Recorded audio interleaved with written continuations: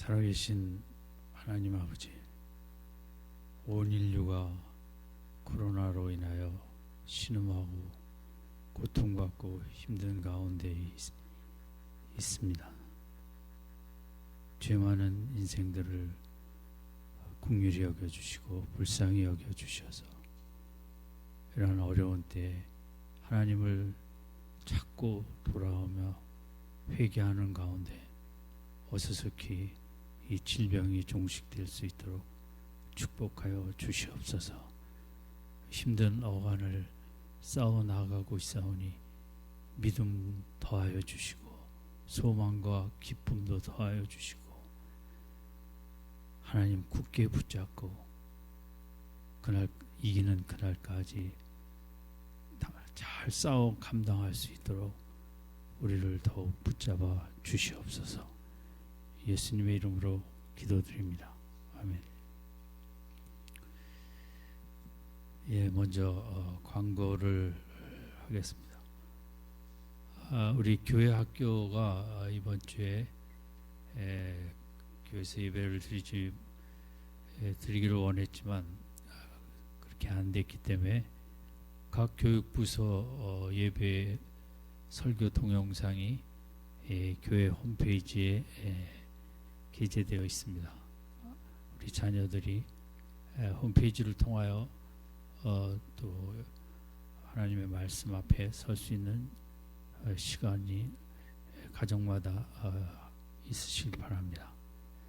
또 부활주일도 저희들이 모일 수가 없을 것 같아 부활절 헌금은 교회 계좌로 11조나 헌금을 보내실 때 함께 보내주시면 드리시면 좋겠습니다. 이번 주는 고난 주간인데 저희들이 각자 우리나라뿐만 아니지만 다 가정에서 기간을 지내게 됐습니다. 오늘 읽은 성경 말씀은 누가복음 23장 39절에서 43절까지입니다. 제목은 5가지 마지막 깨달음입니다.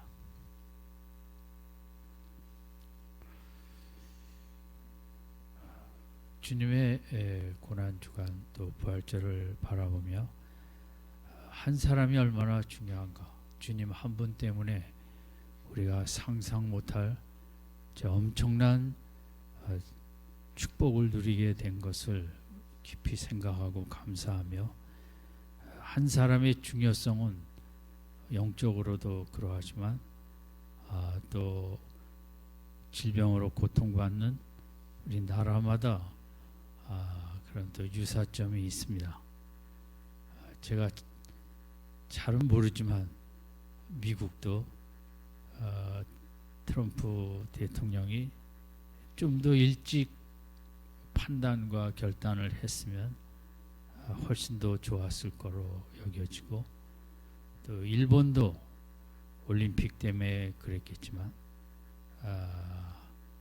총리가 좀 더 빨리 결단을 준비를 했으면 어땠을까 하는 생각도 있습니다. 한 사람이 지도자일 때 그 영향력이 너무 크기 때문입니다. 지금 세계에서 가장 모범적인 이 대초 국가가 대만입니다. 대만은 2명이 이 나라를 지켰다.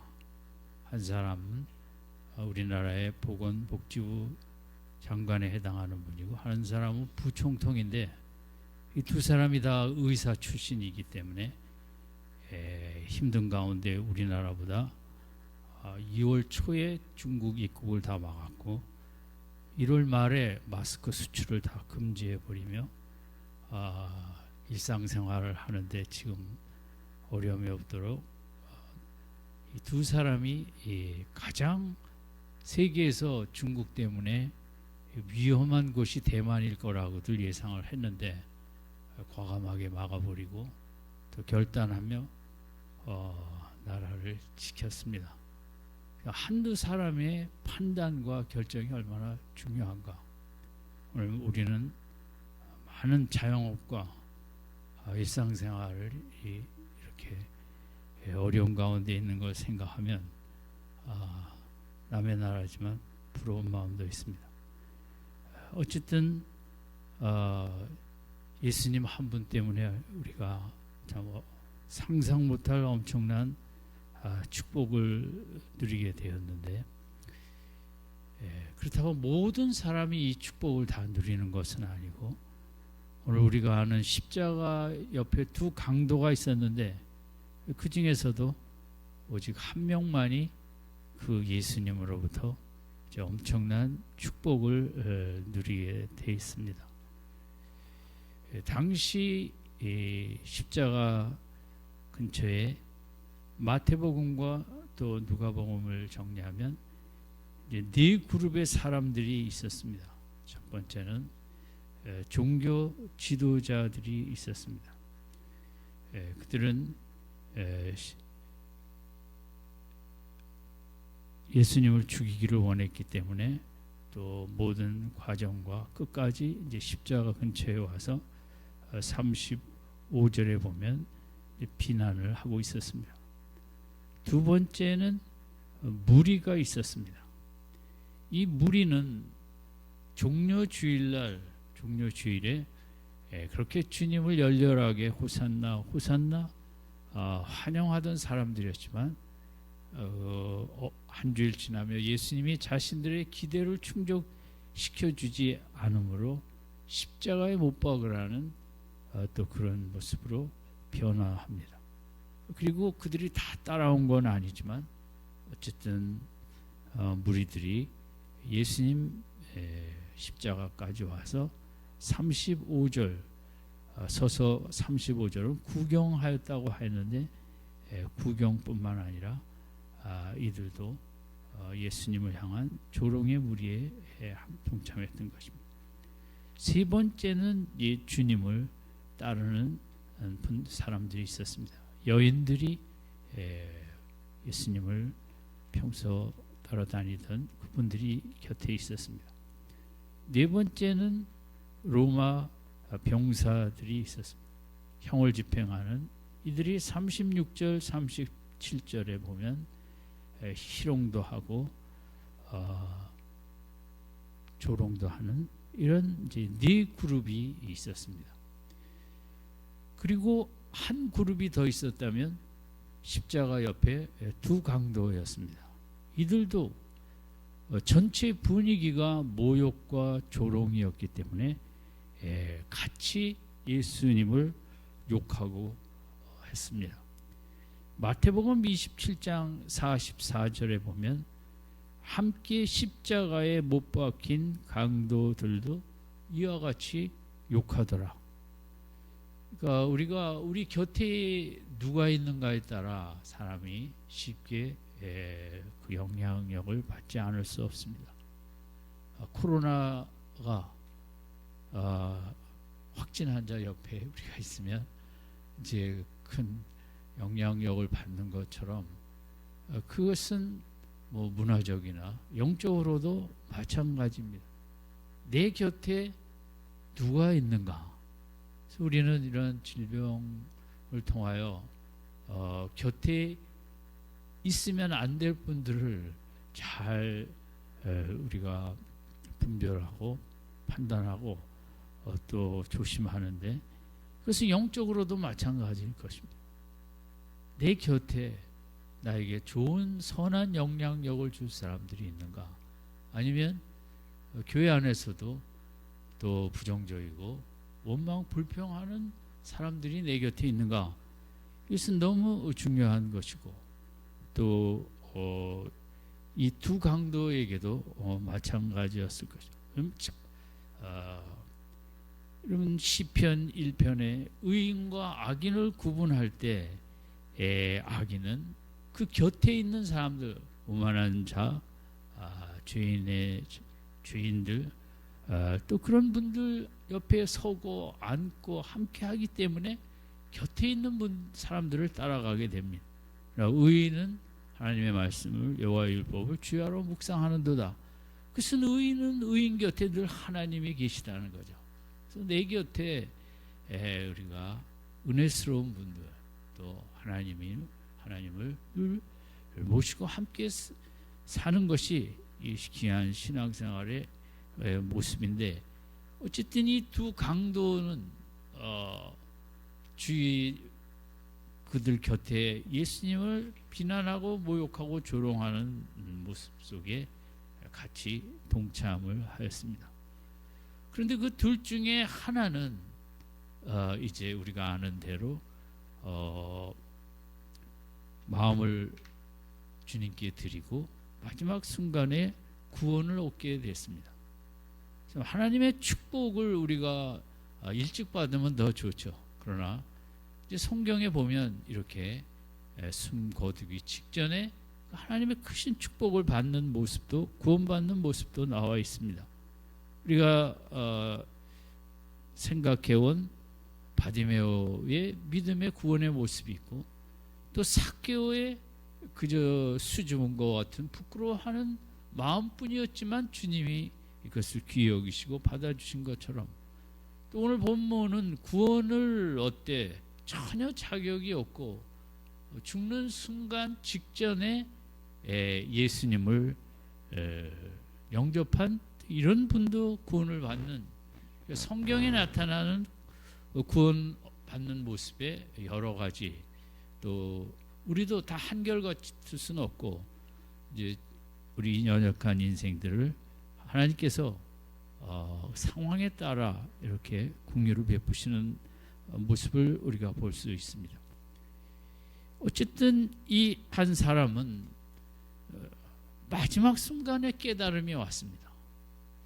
이 깨달음을 물론 성령님이 주시지 아니하면 어떻게 깨달음이 있겠습니까? 많은 어쨌든 처음에는 같이 예수님에게 욕을 하다가 예수님이 9시에 십자가에 올리시고 12시쯤에 모든 게 이제 숨을 거두신다 하면 3시까지 어두움이, 이제 그 하나님의 심판을 상징하는 어두움이 있었습니다. 그러니까 십자가에 달리시고 이제 시간이 지나면서 일어났던 어느 시점인지 마지막 시점 쪽이라고도 생각할 수 있겠습니다. 마지막까지 그 39절에 보면 달린 행악자 중 하나는 비방하여 가로되 네가 그리스도가 아니냐, 나와 우리를 구원하라. 이제 한 사람은 끝까지 예수님을 향한 이제 어떻게 보면 비난과 조롱이었겠죠. 그리고 이 비방에 다른 한 사람이 같이 비방을 해오다가 갑자기 40절에 하나는 그 사람을 꾸짖어 가로되 네가 동일한 정죄를 받고서도 하나님을 두려워 아니하느냐. 갑자기 이 사람은 같이 주님 욕을 하다가 계속하고 있는 옆 강도를 꾸짖고 책망하고 그러면 안 된다는 강력한 발언을 하였습니다. 그래서 이 사람은 마지막 순간에 이제 예수님이 누구인지를 깨달았게 된 것입니다. 우리 인생의 최고의 목적은, 신앙생활의 최고의 목적은 예수님이 누구인가를 알고 깨닫는 것인데, 그 깊이가 한이 없기 때문에 사도 바울처럼 그렇게 한평생을 주님을 향해 달려왔지만 더 주님을 알기를 원한다, 주님을 깨닫기를 원하고 체험하기를 원한다, 그의 그 고백이 우리 기독교인데, 어찌됐든 이 사람은 마지막에 이런 귀한 깨달음의 축복을 받았습니다. 우리 신앙생활에 아는 것이 머리에 많이 있지만 그것이 깨달아져 내 가슴을 움직이는 이 믿음의 모습을 우리가 살아야 할 텐데, 이 강도에게서 5가지 깨달음이 나왔습니다. 그 깨달음의 첫 번째는 40절 마지막에 있는 대로 하나님을 두려워 아니하느냐, 이런 말씀. 이 사람은 세상 사람도 두려워하지 않고 하나님도 두려워하지 않고 살았습니다. 거칠 게 없었습니다.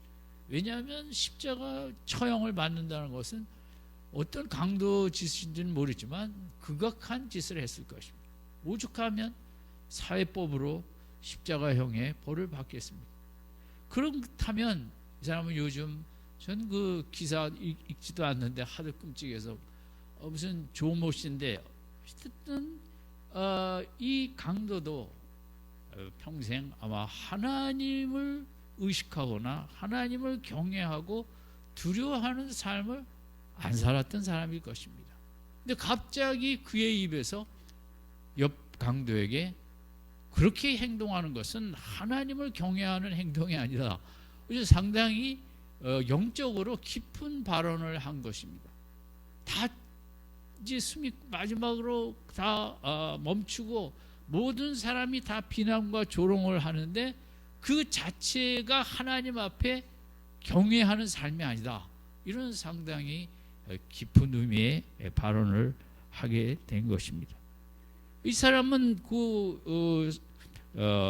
동일한 정죄를 바꿔서 우리가 예수님이 죄는 안 졌지만 우리가 동일한 그 죄명 어떤 죄인의 카테고리에 들어와 갖고 똑같은 심판을 받고 있다. 그러면 인간적으로도 이거 어떻게 보면 뭐 동창, 동기, 동지 아닙니까? 십자가 동기라면 그렇지만 이런 얼마나 참혹한 우리 세 명인데 우리끼리라도 마지막 순간 인생을 되돌아보며 내가 정말 하나님 앞에서의 삶을 살았는지 하나님을 경외하고 두려워하는 삶을 살았는지 살펴보면서 이 세상을 떠나야 되고 우리가 세상의 법에 위반하여 세상 심판을 받는데 이 하나님을 두려워하냐 하느냐의 말에는 이 심판으로 끝나는 게 아니라 우리가 이 죽음 이후에 하나님의 또 심판 앞에 서게 될 텐데 어찌 마지막 순간이라도 좀 진지하게 조용한 가운데 깊이 반성하며 회개하며 되돌아볼 되는 시점인데 왜 그렇지 않느냐는 이런 이제 발언을 하였던 것입니다. 이게 이 강도가 받은 깨달음의 축복입니다. 인생은 하나님을 두려워하는 삶을 살아야 된다. 내가 죄를 짓고 강도질을 한 게 내가 나빠서가 아니라 하나님을 두려워할 줄 모르기 때문에 내가 그런 삶을 살았고 이렇게 마지막에 참혹하게 끝나는구나. 그 마지막 순간이라도 그런데 내가 처음에는 잘못했지만 이분한테 이렇게 욕과 조롱을 하면 안 되는데 옆 강도가 기석할 때 이 사람이 이 얘기를 한 것입니다. 이 사람의 심판 의식의 깨달음이 있었던 것입니다. 세상적인 법에 위축되는 그것의 심판도 있지만 유대인들이 믿어한 하나님 앞에 심판을 받게 되는 것도 있기 때문에 정말 이 순간이라도 하나님을 두려워하는 우리 모습이 되어야겠다. 그런데 이 사람이 어떻게 이렇게 이런 깨달음이 왔을까? 참 귀한 깨달음이죠. 우리가 늘 하나님을 두려워하고 하나님 앞에서의 삶을 살기를 원하는데 저는 이 예수님의 마지막 모습을 지켜봤기 때문에 이런 깨달음이 왔다고 생각을 합니다. 정말 예수님을 알고 늘 예수님을 바라보고 예수님을 사랑하고 생각하다 보면 그 삶이 우리가 하나님을 경외하는 삶을 살지 않을 수가 없다는 것입니다. 예수님의 처형의 지금까지의 모습을 보았습니다. 지금 예수님의 그 흐트러짐이 없는 듣기로는 죄가 없는데 억울하게 강도지만 그런 거 정도는 모르겠습니까? 종교 지도자들의 눈에 잘못 보여 이렇게 참혹한 억울한 처형을 당하는데 우리가 조금만 억울해도 얼마나 말이 많아지게 됩니까? 그러나 이 강도가 예수님을 지켜볼 때 가장 세상에 억울하고 가장 정말 가슴 아픈 사람이 한마디라도 뭔가 할 수 있는데 조용히 엄숙하게 또 환한 얼굴로 그러니까 하나님을 두려워하기 때문에 예수님께서 아버지지만 그 마지막 순간 숨지기까지 하나님 앞에서의 그 모습을 잃지 않으려고 예수님도 애를 썼을 것입니다.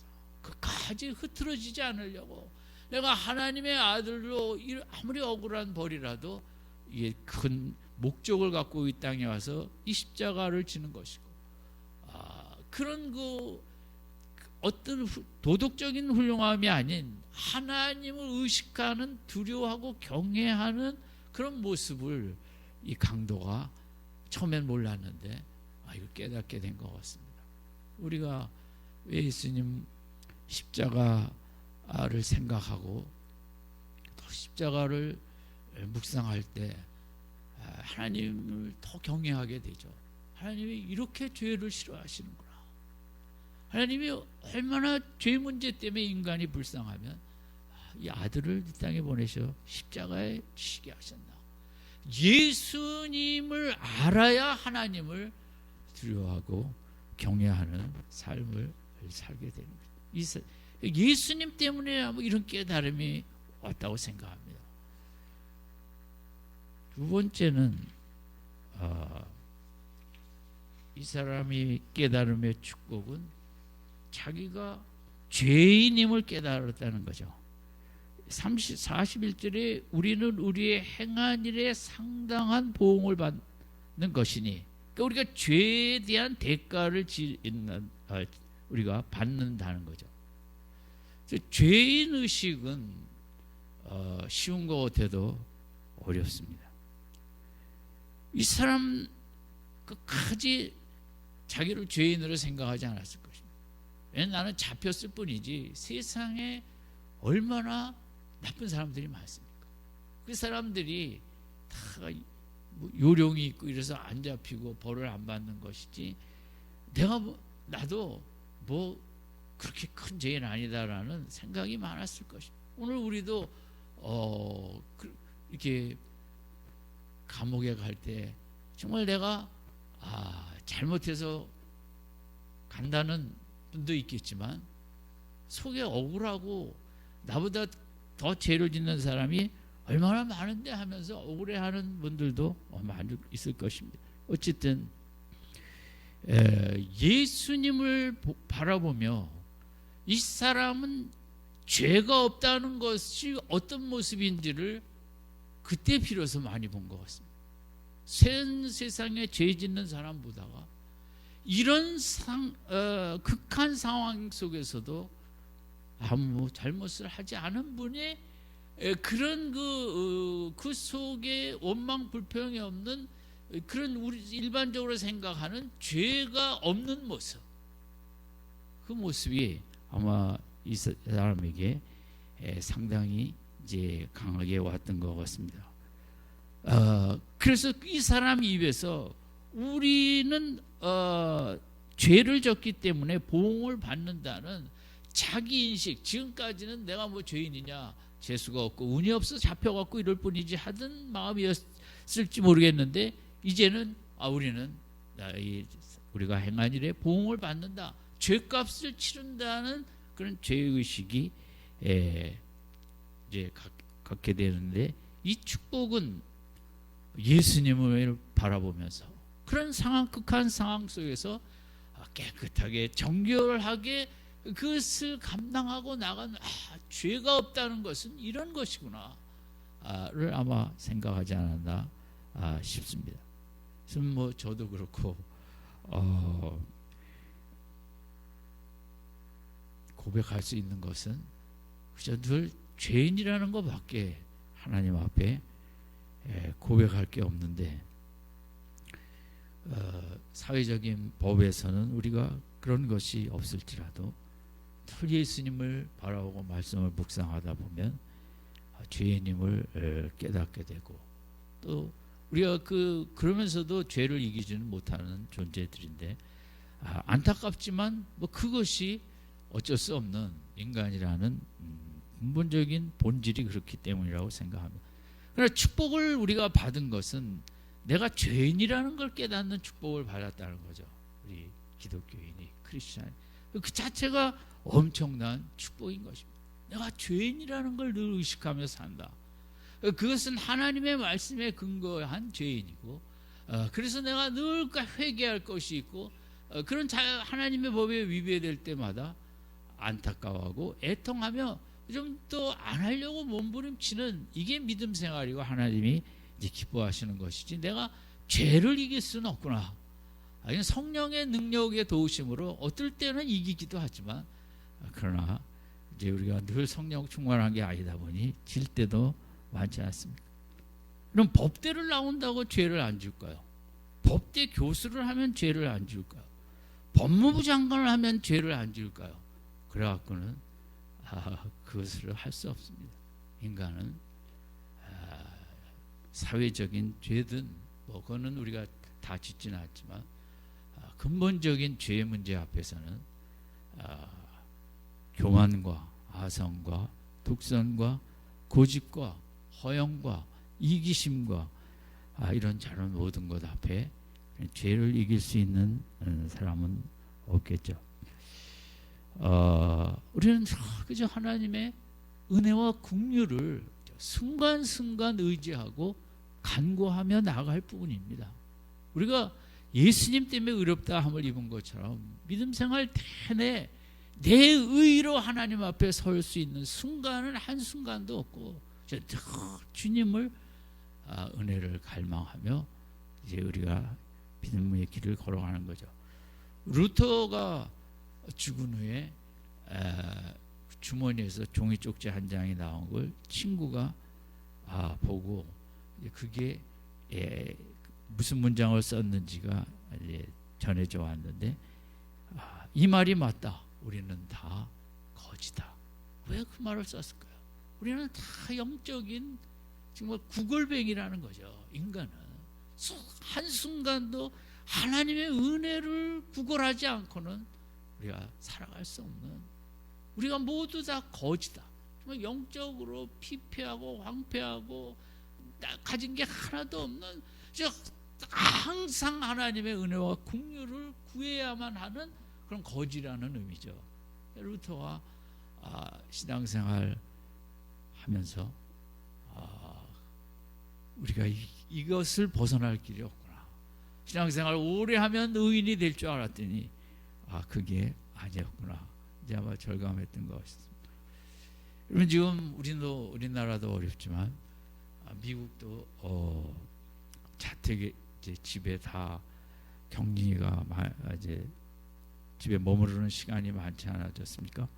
그러니까 미국 기독교에서도 교회도 못 가고 집에 애들하고 그냥 난장판을 치는 이 시간들에 너무 다 힘드는데, 그래서 자꾸 이제 뭘 하는 게 좋다 이럴 때, 그러니까 이제 그런 걸 많이 인터넷상에 이런 상황 앞에서 우리가 가족별로 뭘 할까, 멀리 갈 수도 없고, 그럼 미국은 또 마당에 있는 집도 많으니까 텐트에 나가서 같이 자기 운동 뭐 하기, 노래 듣기, 찬양 가족끼리 같이 하기. 그러니까 어떤 면에서 우리가 가족끼리 하나가 되고 가족의 믿음을 서로 공고히 할 수 있는 또 귀한 시간이기도 하다.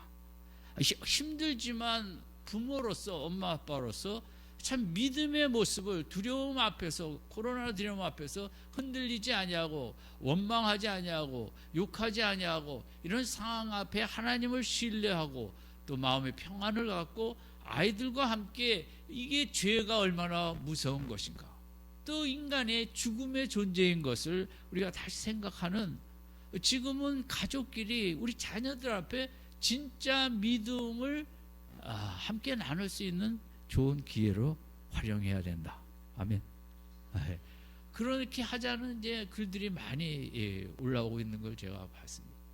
그냥 같이 더불어 배기다 보니까 짜증이 나고, 아이들이 학원도 안 가고 그냥 하루 종일 보려니, 뭐 남편은 그래도 직장 나가니 낫겠지만 하루 종일 있으려면 얼마나 힘들겠습니까? 그러나 이런 시간에 우리가 교회에서 분지 왔다 갔다 할 때 깊이 생각하지 못했고 깨닫지 못했던 천국에 대한 아이들과의 대화, 인간은 왜 죽을 수밖에 없는 존재가 되었을까? 주님은 왜 십자가에 돌아가셔야만 했고, 하나님은 왜 우리에게 천국을 예비하셨는가? 오히려 기독교의 가장 근본을 튼튼하게 쌓을 수 있는 좋은 시기이기도 하다는 것입니다. 어쨌든 이 강도가 세 번째 깨달음은 어떤 깨달음의 축복이 있었냐면 41절 마지막에 보면 후반부에 이 사람의 행한 것은 옳지 않은 것이 없느니라. 예수님의 의로움을 선언했습니다. 그러니까 예수님을 다 조롱하고 죄인이고 욕할 때 당시 물론 여인들도 곁에 있었지만 입을 열 수는 없었겠죠. 분위기가 오직 그 마지막 예수님의 숨지기 전에 한 사람만이 예수님이 죄 없다고 선언을 한 것입니다. 그래서 너무 이 말은 이 정말 주님에게도 얼마나 힘이 됐겠습니까? 이 사람 예수님은 의롭다는 거죠. 이 사람이 옳지 않은 것을 한 것이 없다라는 이것이 종교자 지도자들의 입에서 나온 게 아니고 그 누구도 아닌 그 흉악범의 입에서 이 고백이 나왔다는 거예요. 이 간증이랄까 증언. 신학자들은 이 발언을 상당히 높이 평가합니다. 예수님의 마지막에 이런 얘기 한 사람이 없거든요. 인간으로서 의로운 사람이고 옳지 않은 것 행한 것 없는 그 많은 사람들이 밑에 있는데 예수님은 의롭다라는 이 공개적인 선언. 우리가 예수님 앞에 부끄러운 부족한 점도 있지만 아마 우리도 어떤 순간은 예수님 보시기에 예수님을 그렇게 자랑스럽게 아마 선포한 적도 있을 거예요. 얼마나 주님이 기뻐하셨을까. 주님이 십자가에서 그렇게 힘든 가운데서도 기쁨이 있었을 거라는 것이죠. 어떤 분들은. 왜냐하면 이 강도 때문에 처음에는 욕을 했지만 나중에 변화가 되어 예수님 편에 서는 거죠. 예수님 죄 없는 분인데 니들이 이렇게 못 박았다라는 이분이 의롭다는 것을 공개적으로 만민 앞에 증언을 한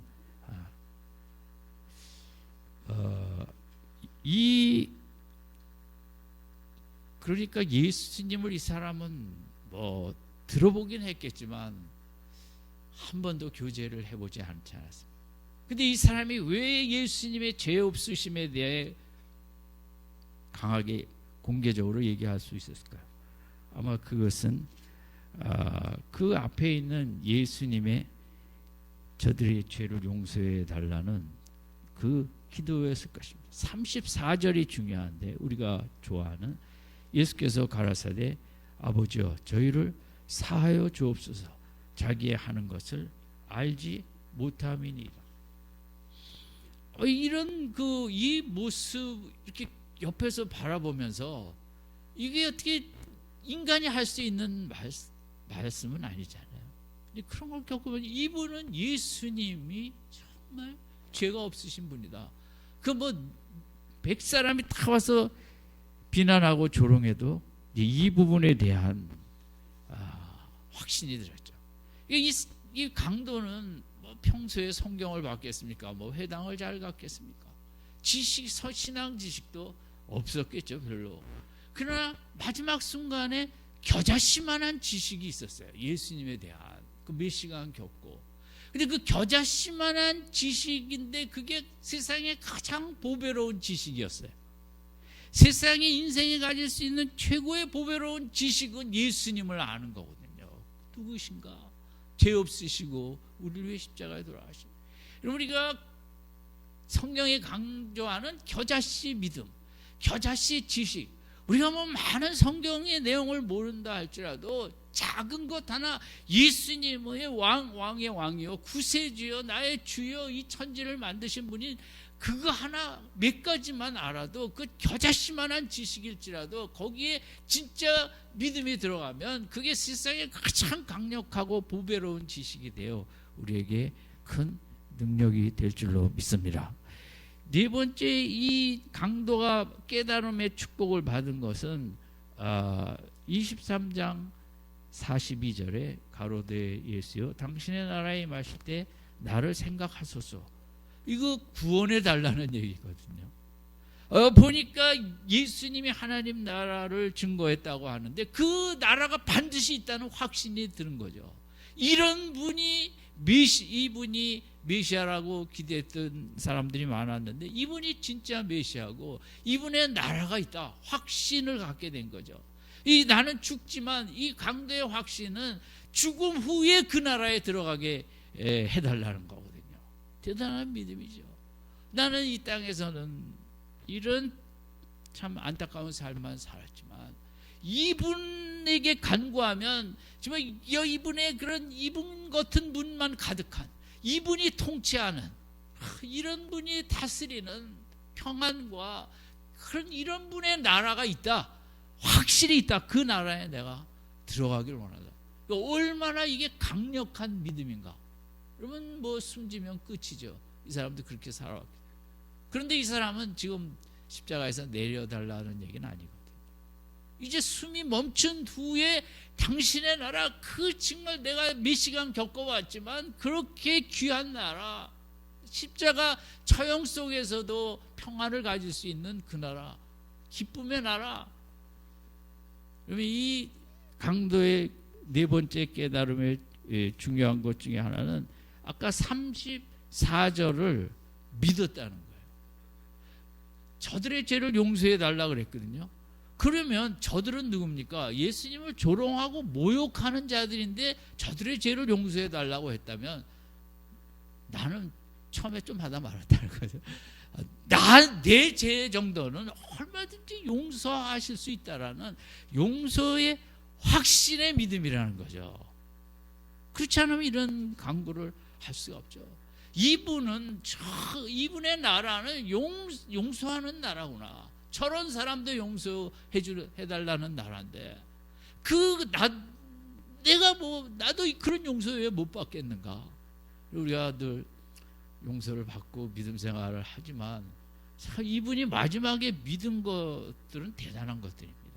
기독교의 가장 본질을 믿은 것, 하나님의 나라, 예수님의 용서의 권세, 이런 우리보다 훨씬 더 깊이 이렇게 열렬하게 믿었다고 볼 수 있죠.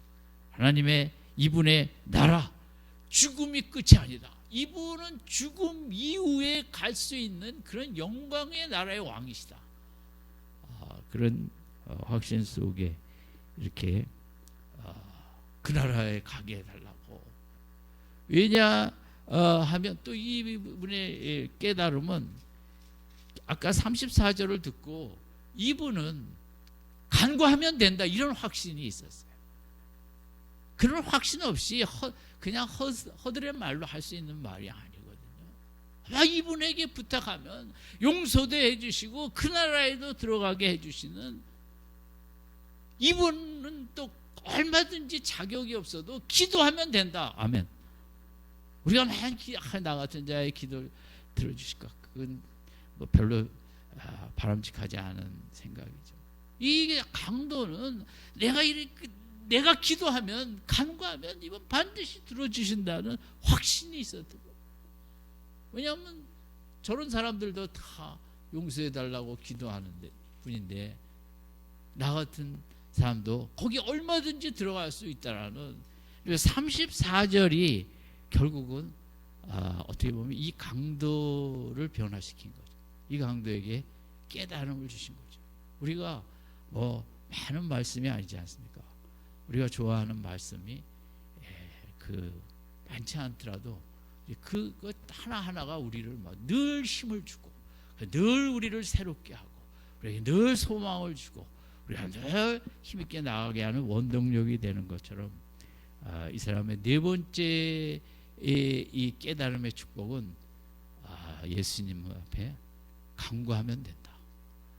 예수님도 용서 구하면 된다. 예수님 나라에 들어가고 싶다고 청하면 된다. 그런 믿음의 확신, 기도의 확신을 깨닫고 부탁한 거죠.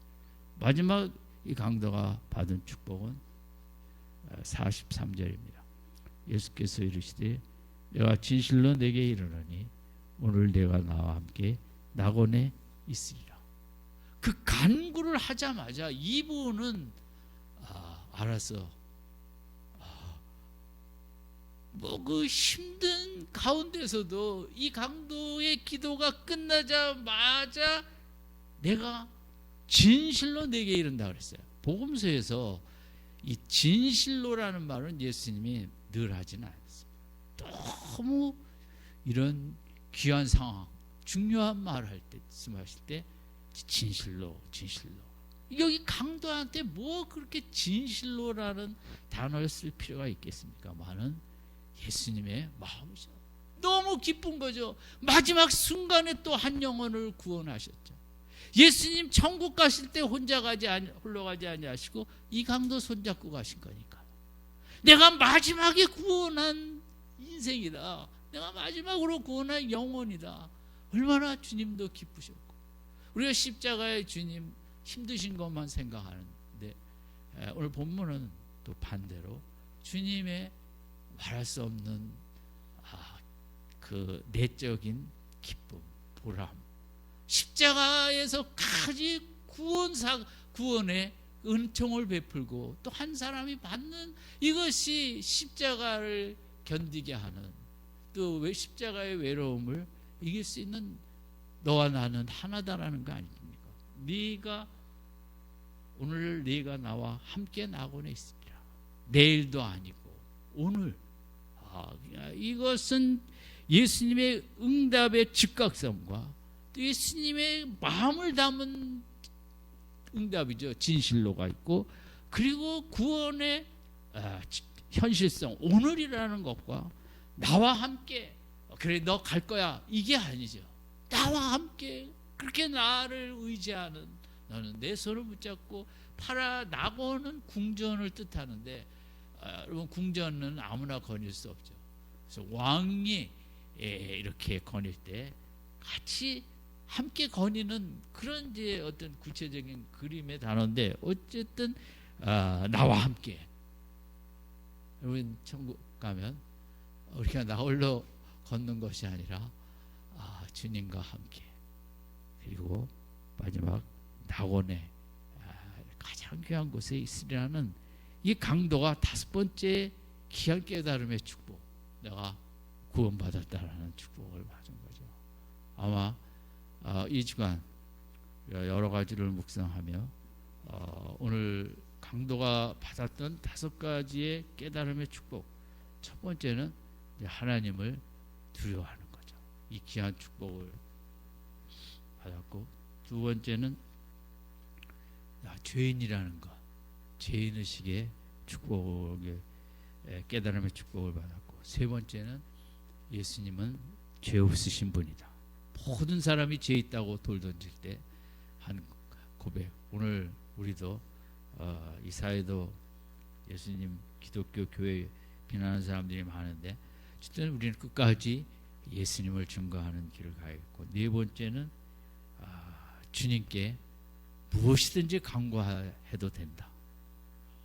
그게 우리 같으면 천국이 너무 당연시 여기지만, 이 사람으로서는 사실 구원을 얘기할 입장은 못 되죠.